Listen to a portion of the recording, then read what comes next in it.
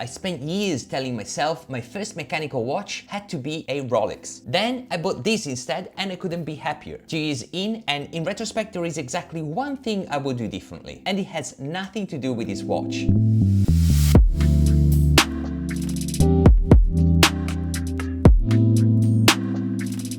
Ciao legends, thanks for joining. This is the Baume Mercier Clifton 1051-8, my first mechanical. I've had it for a little over 2 years and I want to cover what drew me to it, how it wears, and the overall owner experience. Plus, I'm going to share a mistake I made earlier in my collecting journey that in hindsight cost me a couple of years. I'd known Baume Mercier long before I started collecting watches. The brand is an institution in Italy, which is where I grew up, and to be honest, I never thought I would be able to afford one. Fast forward multiple years, many jobs, and a handful of countries later, I found myself wanting to expand my collection, but I was stuck waiting to get the phantom call from Rolex. I decided that I had enough and was ready to embark on a new journey. At the time, I was in quite a few in-person client meetings, so I was after something elegant but not ostentatious. While scouring the internet, I stumbled across this and fell for it immediately. The design is clean, nothing is trying too hard, and there is no logo you can read from across the room. I mean, you can, but only if you already know the brand, to B&M's detriment. The absolute deciding factor was the movement. The more I learned about it, the more it solidified my decision. We will do a deep dive on it in a second.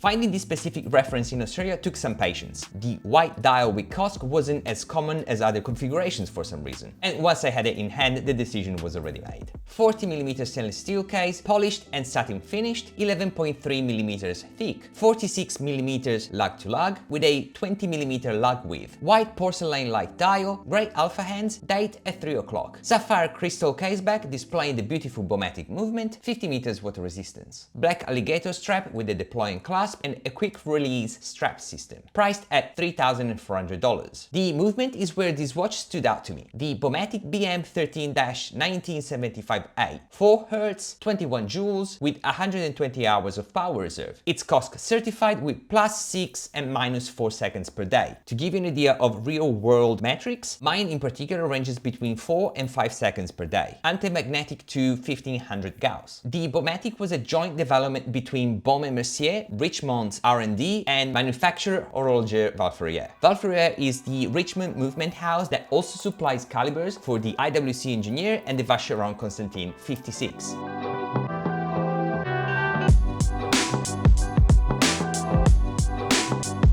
I call this a business watch more than a dress watch. Strictly speaking, a dress watch should be manual wind, no date complications, formal attire only. That's the gentleman's rule. This one is automatic, has a date and seconds, and it goes with a suit, a jacket, or just a shirt. But honestly, wear your watches however you like and do not pay attention to what people say on the internet. Your wrist, your rules. Strap options with this watch are countless. I recently added a cork strap to break out from wearing it on an alligator and also make it a bit more casual. Just don't put it on an 8 please. The original strap has built wear and it's to be expected after 2 years. But overall I believe it's aging really well, and again, this is another testament to the quality of the brand. The minimal and clean design is what won me over, and I still think they nailed it. The crosshair motif, which is only present on the COSC certified version, adds visual interest but still within elegance. The alpha hands are well proportioned and polished nicely. It's a low bar, and yet a lot of brands at this price miss it. The display caseback is another plus, simply because it would have been a shame hiding all that work that went into building this movement. The 120-hour power reserve is huge. So many times I go and pick up the watch after days, and I always get that surprise of, oh, it's still running, especially when it sits next to my other 60-70-hour power reserve watches. The warranty also is really good. You get 2 years of international warranty out of the box, and you can extend it to 8 years if you register within 60 days from the purchase. A couple of things I will change. While the case design and proportion are great, I wish this came in 38mm, and B&M knew since they updated this model with a 39mm last year. As mentioned, I do like the sapphire caseback, but if you are into engravings and want to commemorate a special moment, with this one you might not have that much space. This bit here will have to do. If you are in the market, it's worth knowing that the 1051-8 is now a heritage reference and is no longer in production. You can find it as new old stock from authorized retailers and on the secondary market. If you don't need the latest version, you can get it for a really good price. The new Clifton has some aspects that I like, but not so much to replace this one. Also, there are two elements in particular that I wouldn't pick over my reference, which are the 12 in Arabic and Phi, the logo mark, got removed, but I realize it's very objective. B&M is now under the Damiani Group after leaving Richemont. Damiani's core business is jewelry, and I see this going one of two ways. They position Baume Mercier as the lead watch maison and double down on the watchmaking heritage, or the jewelry focus takes over. In the 1970s, B&M was at the forefront of incorporating stones into watch design, and Jean-Claude Gaët, the principal designer who also shaped Piaget's watch design language and created both the Riviera and the Piaget Polo, came from a jewelry background. Only time will tell whether Damiani uses the heritage or parks it behind jewelry lines. If it was up to me, I would bring back pieces like the Landeron. So what would I do differently? Buy it sooner. I was so fixated on making Rolex my first mechanical that I kept pushing everything else back. Before this, I had a collection of quartz and digital pieces, which I loved, but mechanicals were a different chapter, and I'd convinced myself that chapter had to open with a Rolex. Ultimately, this mistake prevented me from enjoying a beautiful watch. You live and you learn,